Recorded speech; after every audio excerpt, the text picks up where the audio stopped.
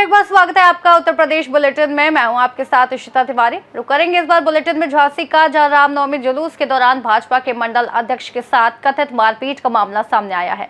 साथ ही बातों की महाराजगंज की, जहां नए शैक्षणिक सत्र के पहले दिन ऑलमाइटी पब्लिक प्राइमरी स्कूल एवं ऑलमाइटी पब्लिक इंटरमीडिएट कॉलेज में छात्र छात्राओं का पुष्प वर्षा कर भव्य स्वागत किया गया। ऐसी तमाम खबरों पे विस्तार से आपको देंगे और जानकारी। झांसी के मौरानीपुर में रामनवमी के जुलूस के दौरान भाजपा के बंगरा मंडल अध्यक्ष रंजीत भोजपाल के साथ मारपीट का मामला सामने आया है। पीड़ित का आरोप है कि अपना दल की विधायक रश्मि आर्य के देवर हेमंत सेठ ने उनके साथ गाली गलौज करते हुए मारपीट की। घटना के बाद रंजीत भोजपाल मौरानीपुर कोतवाली पहुंचे और शिकायत दर्ज कर कार्रवाई की मांग की।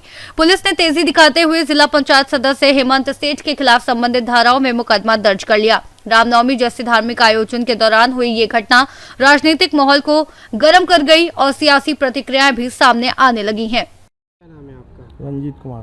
कहाँ क्या मामला है, क्या पद है? मैं मंडल अध्यक्ष हूँ भारतीय जनता पार्टी बंगरा से। क्या घटना हुई? और आज घटना ये है कि आज मऊरानीपुर नगर में रामनवमी का विशाल जुलूस निकाला गया, जिसमें हमें हमारे जिला अध्यक्ष जी के माध्यम से सूचना आई कि सभी लोगों को उसमें शामिल होना है। तो जैसे ही हम लोग उसमें जुलूस में शामिल हुए, हमारे साथ जिला पदाधिकारी भी थे, तो हम लोग यहाँ पे आए लॉज के पास, विजय लॉज के पास।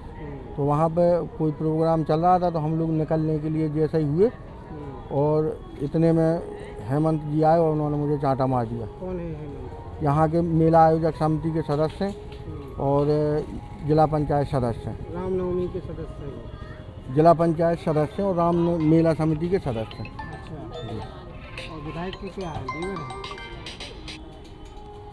विधायक के क्या है? अब ये नहीं हम जानते। अच्छा। तो पुलिस से शिकायत की है? हाँ, हमने शिकायत कर दी है। क्या चाहते हैं आप? हम कार्रवाई चाहते हैं। झांसी से सी न्यूज संवाददाता चंदू रायन की रिपोर्ट। झांसी जनपद में अपराधियों के खिलाफ चलाए जा रहे अभियान के तहत थाना कोतवाली पुलिस और स्वाट टीम को बड़ी सफलता मिली है। दरअसल नजरिया कुआं रोड पर पुलिस चेकिंग के दौरान मुखबिर से सूचना मिली कि कस्टडी से फरार अभियुक्त बिना नंबर प्लेट वाली मोटरसाइकिल से कहीं जाने की फिराक में है। सूचना पाकर पुलिस ने घेराबंदी की, लेकिन आरोपी भागने लगा। पीछा करने पर बाइक गिर गई और आरोपी ने पुलिस पर फायरिंग की, जिसके जवाब में पुलिस की गोली उसके दाहिने पैर में लगी और उसे घायल अवस्था में मौके पर ही गिरफ्तार कर लिया गया। आज थाना कोतवाली पुलिस और एसओजी टीम अपराधियों की धरपकड़ हेतु तत्पर थे। उसी समय एक मुखबिर से सूचना प्राप्त हुई कि हाईवे से नगरिया कुआं की ओर जाने वाले रास्ते पर विगत दिनों पुलिस कस्टडी से फरार हुए अभियुक्त को देखा गया है। वो अपने किसी परिचित से मिलने के लिए जा रहा है। इस सूचना पर तत्काल एसओजी और कोतवाली पुलिस ने घेराबंदी की। जैसे ही नदीम ने पुलिस को देखा तो उसने अपनी मोटरसाइकिल को मोड़कर भागने का प्रयास किया, लेकिन उसका संतुलन बिगड़कर वो गिर गया। पुलिस ने उसको रुकने के लिए कहा, किंतु वह रुका नहीं और पुलिस पर जान से मारने की नीयत से फायर कर दिया। पुलिस ने भी जवाबी आत्मरक्षार्थ फायरिंग करते हुए उसे मौके से गिरफ्तार किया। घायल को उपचार हेतु मेडिकल कॉलेज भेज दिया गया है। इसके कब्जे से एक मोटरसाइकिल, तमंचा, कारतूस और खोखे की बरामदगी हुई है। विगत दिनों 14 मार्च को थाना कोतवाली क्षेत्र में एक चोरी हुई थी। उसी चोरी की घटना के बाद इसको गिरफ्तार किया गया था और इसके कब्जे से चोरी गए माल की 100% बरामदगी भी हुई थी। उसी प्रकरण में गिरफ्तारी के बाद 16 तारीख को मेडिकल के दौरान ये पुलिस कस्टडी से फरार हुआ था, जिसे आज पुलिस मुठभेड़ में गिरफ्तार किया गया है। झांसी से सी न्यूज संवाददाता चंदू रायन की रिपोर्ट। महाराजगंज में नए शैक्षणिक सत्र के पहले दिन ऑलमाइटी पब्लिक प्राइमरी स्कूल और इंटरमीडिएट कॉलेज में छात्र छात्राओं का पुष्प वर्षा कर भव्य स्वागत किया गया, जिससे बच्चों में खुशी और उत्साह का माहौल बना। विद्यालय को सजाया गया और प्रवेश द्वार पर ही बच्चों पर फूल बरसाए गए। उन्हें क्लासरूम और पुराने दोस्तों से मिलने का मौका मिला, जिससे रौनक बढ़ गई। सभी शिक्षक शिक्षिकाओं ने बच्चों का स्वागत किया और नए छात्रों को विद्यालय के माहौल से परिचित कराया। प्रबंधक महमूद आलम ने कहा कि यह पारंपरिक और गर्मजोशी भरा स्वागत बच्चों को शिक्षा के प्रति प्रेरित करने और स्कूल के वातावरण को आनंदमय बनाने के लिए आयोजित किया गया। महाराजगंज से सीनियर संवाददाता इरफान अहमद की रिपोर्ट।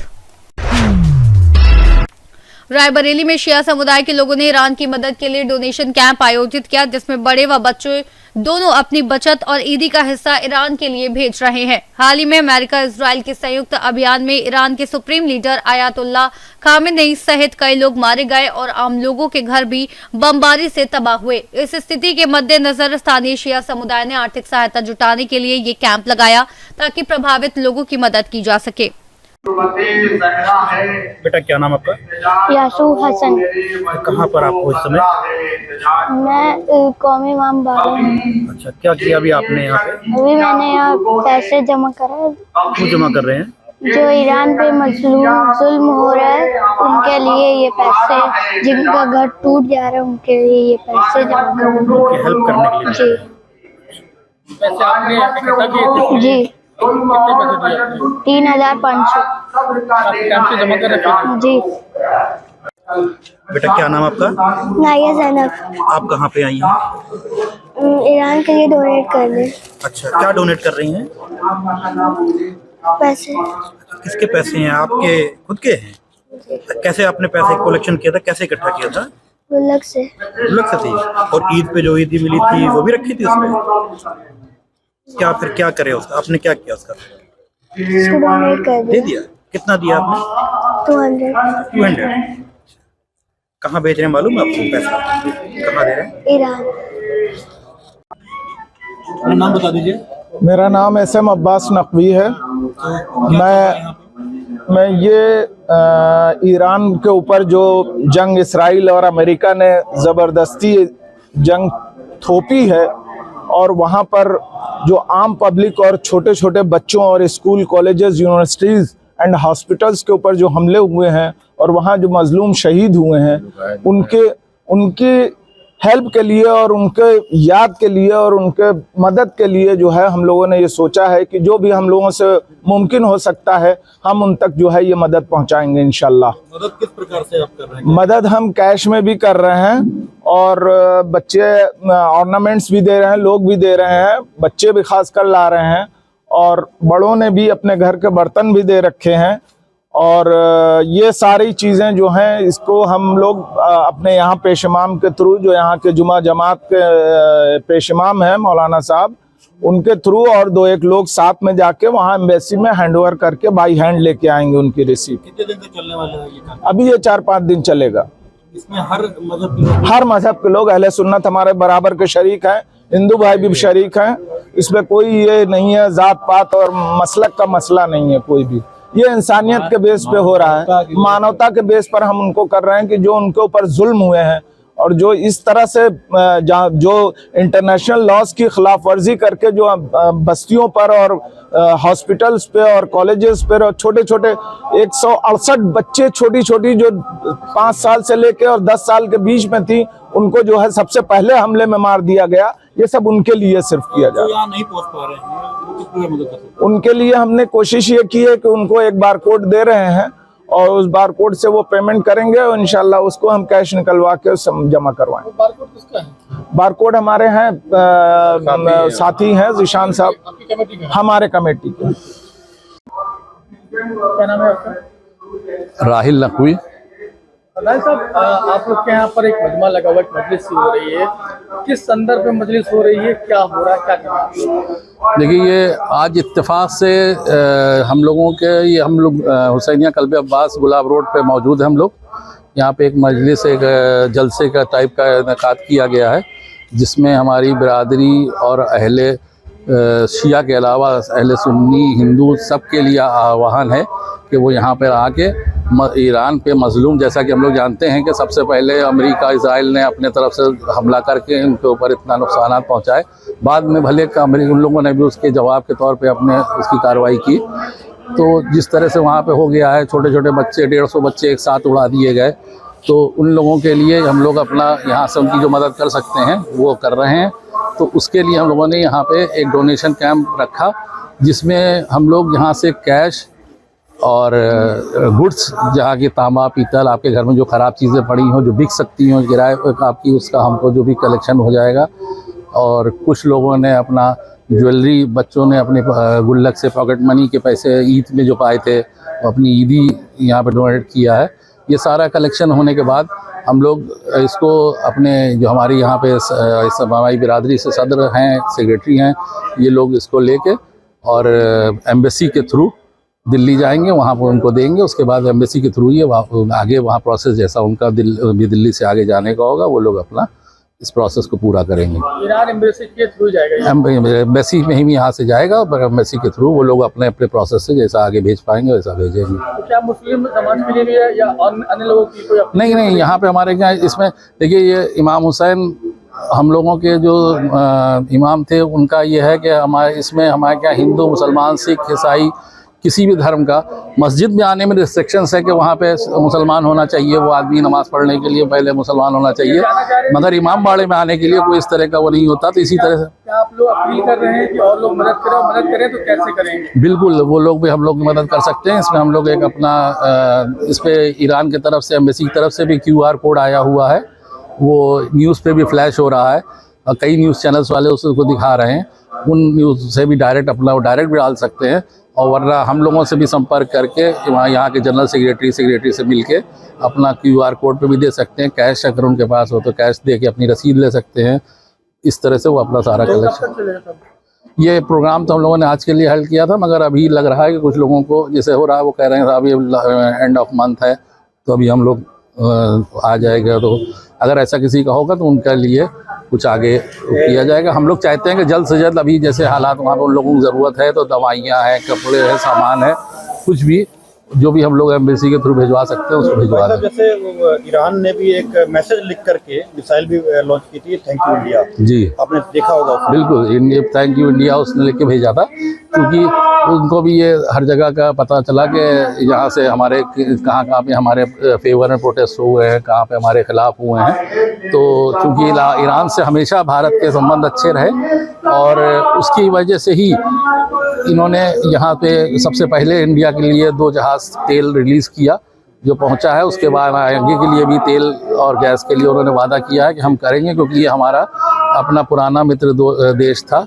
और अभी भी अब हालात जैसे जैसे हम लोगों के साझेदार होंगे वैसे वैसे हम इंडिया के लिए 5 देशों के लिए उन्होंने कहा है, उसमें इंडिया का नाम सबसे ऊपर है कि हम इंडिया के साथ व्यापार करते रहेंगे। रायबरेली से सी न्यूज़ संवाददाता देवराज की रिपोर्ट। रामपुर में एक मूक बधिर नाबालिग बच्चे के साथ दुष्कर्म का मामला सामने आया है। जानकारी के मुताबिक 15 वर्षीय किशोरी घर में अकेली थी, तभी पड़ोस में रहने वाला एक युवक मौके का फायदा उठाकर घर में घुस आया और उसके साथ जबरदस्ती दुष्कर्म किया। पीड़िता ने इशारों के जरिए अपनी मां को पूरी घटना के बारे में बताया। पीड़िता की मां का आरोप है कि आरोपी युवक ने वारदात के बाद बच्ची को जान से मारने की धमकी देते हुए फरार हो गया। घटना की जानकारी मिलते ही पीड़िता की मां ने पुलिस को तहरीर दी, जिसके आधार पर कोतवाली टांडा पुलिस ने पॉक्सो एक्ट के तहत आरोपी के खिलाफ मुकदमा दर्ज कर पीड़िता को मेडिकल के लिए भेज दिया है। इस संबंध में अनुराग सिंह अपर पुलिस अधीक्षक ने क्या कुछ कहा है, सुनिए। टांडा में एक मूक बधिर बच्ची के साथ नाबालिग दुष्कर्म का मामला आया है, क्या पूरा प्रकरण है? थाना टांडा अंतर्गत एक बच्ची के द्वारा उसके गार्जियंस के द्वारा एक शिकायत की गई, जिसमें दुष्कर्म का आरोप लगाते हुए एक अभियोग पंजीकृत कराया गया है। वो आज अभियोग पंजीकृत कर दिया गया है। हम लोग लड़की को मेडिकल के लिए भेज रहे हैं और शीघ्र ही इसमें बयान इत्यादि लेकर के अभियुक्त की गिरफ्तारी करेंगे। अच्छा, जो युवक है वो कहाँ का बताया जा रहा है? युवक उसके गांव का ही है और अभी इसकी तलाश चल रही है। क्या आरोप लगाया है इसमें? और दुष्कर्म के ही आरोप लगाए हैं कि उसने बहला फुसला के उसके साथ दुष्कर्म किया। तो बच्ची क्या बोल नहीं सकती है मुझे? हाँ, बच्ची बोलने में असमर्थ है, तो हम लोग एक दुभाषी को लेकर के एक इंटरप्रेटर को व्यवस्था करके उसके बयान अंकित करेंगे। तो किसके सेक्शन में मुकदमा दर्ज हुआ है? मुकदमा बलात्कार और 3/4 पॉक्सो में पंजीकृत किया गया। रामपुर से सी न्यूज़ संवाददाता साजिद खान की रिपोर्ट। सहारनपुर के थाना मंडी क्षेत्र से एक चौंकाने वाला मामला सामने आया है, जहां एक व्यक्ति ने जमीन बेचने के नाम पर पीड़ित से करोड़ों रुपए का गबन कर लिया। पीड़ित बिलाल ने बताया कि वर्ष 2024 में उन्होंने एक व्यक्ति से 431 वर्ग गज का प्लॉट खरीदा था, जिसका सौदा 2 करोड़ 15 लाख रुपए में तय हुआ था। उन्होंने प्लॉट के बयाने के तौर पर 89 लाख रुपए अदा कर दिए थे। बिलाल ने आरोप लगाया कि सौदे के वक्त जमीन वाले व्यक्ति ने कहा था कि ये जमीन उनकी और उनकी बहन के नाम पर है और उन्होंने बैनामा कराकर देने की पूरी जिम्मेदारी ली थी। लेकिन अब बिलाल ने बकाया रकम के साथ जमीन का बैनामा करने के लिए कहा तो आरोपी ने बैनामा करने से मना कर दिया और राशि भी वापस नहीं की। पीड़ित ने बताया कि जब उन्होंने पैसे की मांग की तो आरोपी ने उनके साथ बदतमीजी और गाली गलौज की और कहा कि ना तो रकम मिलेगी और ना ही प्लॉट का बैनामा होगा। बिलाल ने इस मामले में नजदीकी थाने में तहरीर देकर आरोपी के खिलाफ कार्रवाई की मांग की है। जी भैया, क्या बात है आपकी? मेरा नाम मोहम्मद बिलाल है जी। मैं हाल ही में रहता हूँ एक मीनारा मस्जिद पे। सन ऑफ मोहम्मद इकराम मेरे वाली साहब का नाम। मैंने जियाउर रहमान है हाल ही में, लड़का दोस्त भी है मेरा। वो मैंने उससे प्लॉट लिया था यहाँ 62 फुट चौक पे। तो उसमें ये हुआ है, कितने गज का प्लॉट? ये लगभग सर 431 गज का प्लॉट है। ये लगभग मैंने 1 करोड़ रुपए इसमें दे रखा है। अब मैं उसको कह रहा हूँ या तो अपना पैसा ले ले, मेरे नाम रजिस्ट्री कर दे, या मेरा पैसा दे दे। लेकिन वो दबंगाई से, वो अपना गुंडागर्दी से मेरे पैसों को कह रहा है कि तेरा कोई पैसा नहीं आया हुआ। उसका मेरे पे सबूत है, मेरे पे रसीद है पैसों की। इसकी तहरीर मैंने एक थाना मंडी में दे रखी है और एक मैंने दे रखी है थाना कुतुब शहर में, जिसमें सुबह का कुतुब शहर में कल मीटिंग हुई थी हमारी। इंस्पेक्टर साहब के सामने मीटिंग हुई थी दोनों पक्षों की। तो इंस्पेक्टर साहब ने स्पेशल ये कहा था, जब तक ये नहीं मैटर निमटता तो आप काम नहीं लगाओगे, इसमें कड़ी से कड़ी कार्रवाई होगी अगर आपने काम लगाया, जब तक ये मैटर सॉल्व नहीं होता। लेकिन आज काम इन्होंने फिर लगाया और मैंने 100 नंबर पुलिस को बुलाकर फोन किया। लगभग मेरे 1 करोड़ वो है रसीद में, सारा 1 करोड़ के आसपास गया हुआ है इसके पास। और 25 लाख रुपए मुर्तजा भाई ने दे रखे हैं अपने पास से, वो मुकर रहा है। मेरे पे कोई पैसा नहीं दिया मुर्तजा ने, जिसपे मुर्तजा पे पूरा सबूत है, उसकी डायरी में लिखे हुए हैं कौन कौन सी डेट में पैसा गया हुआ है। तो मैं ये चाहता हूँ शासन प्रशासन से मुझे न्याय मिले। मैं बहुत गरीब आदमी हूँ, नहीं तो मैं वीरान हो जाऊंगा। कोई भी जिया क्या कह रहे हैं आपको? ये बेईमान है, ये सब ऐसे ही करते, फ्रॉड इनके नाम, थाना मंडी कहीं वो है मुकदमे इनके नाम। क्या चाहते हैं आप? ये कुछ भी जवाब नहीं। जब मैंने प्लॉट ले लिया, मेरा नाम, मैं पेमेंट दे रहा हूँ, मुझे प्लॉट दे दो, जितना आपका पैसा बैठता है वो ले लो, नहीं तो जो मेरा पैसा है वो मुझे दे दो। तो आपको प्लॉट पे नहीं जाने दिया जा रहा? जी हाँ, बदमाशी चढ़ी बट्टा है, बदमाशी का मैं खेल रहा हूँ। बताओ, अगर मुझे मार दे उन्होंने जान से, कौन इसका जिम्मेदार दिया होगा? अगर मुझे कल वो कुछ हो जाता है तो इसका जिम्मेदार कुछ भी करवा सकता है वो। क्यों, उन्होंने जान से मारने की धमकी दी आपको? जी। क्या कहा? अगर कोई इसमें ज्यादा, वो हमारे से बड़ा कोई बदमाश नहीं है, हमारे से बड़ा कोई बदमाश नहीं है। अब बताओ सर, मैं क्या करूं? मैंने कल थाना मंडी में भी और कुतुब शहर में भी दोनों जगह एप्लीकेशन लिखित में दे रखी है और आदेश हुए हुए हैं कुतुब शहर से। इसमें कोई काम नहीं चलेगा जब तक ये विवाद जिन आदमियों के बीच में रखा गया था, फाइनल हुआ था, ये रसीद बनी थी, तो जब तक इसमें कोई काम नहीं चलेगा। लेकिन आज फिर इन्होंने काम शुरू कर दिया है, जिसकी वीडियो मैंने बना रखी है। सहारनपुर से सीनियर संवाददाता सलमान अली की रिपोर्ट। फिलहाल के लिए उत्तर प्रदेश बुलेटिन में बस इतना ही। देश और दुनिया की तमाम बड़ी खबरों से जुड़ने के लिए आप बने रहिए सी न्यूज़ भारत के साथ।